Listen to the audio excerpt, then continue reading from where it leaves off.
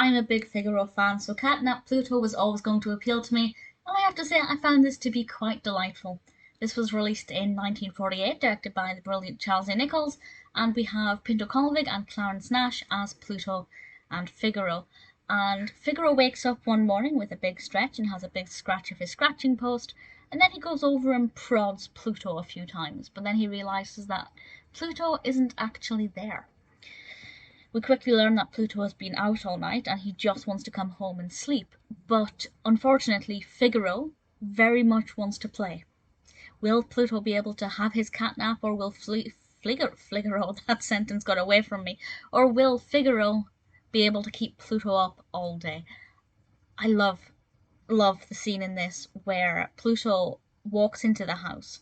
He peels his eyes back and he just sees in the distance of the corridor little Figaro leaping with delight and then kind of half bounding, half skulking down the corridor. It's a very weird movement, but it's completely correct. My cat does the exact same thing.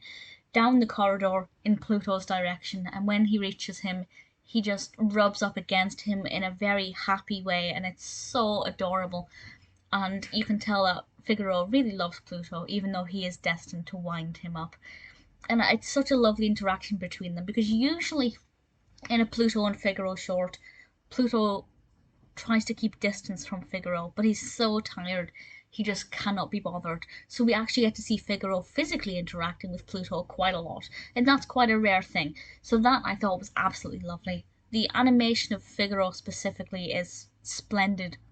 Not just the way Figaro looks, but the way Figaro acts and moves. I'm a very big cat person, and I've had cats my whole life, and there are so many little things that Figaro did that were just so true to the way the cat moves. Little things that the animator wouldn't have thought to put in if they didn't have a cat or didn't at least study the mannerisms of your average cat. I found it to be really delightful, really sweet. I love the use of the Sandman. I thought that was very cute. From start to finish, I absolutely adored Cat Nap Pluto. Yeah, I'm a big Pluto fan, a big Figaro fan even. Pluto is hit or miss for me. Sometimes I like Pluto, sometimes I don't. But in this one, I really liked the way the character was treated. I loved seeing him interact with Figaro. It's a very sweet, sweet cartoon that I absolutely recommend.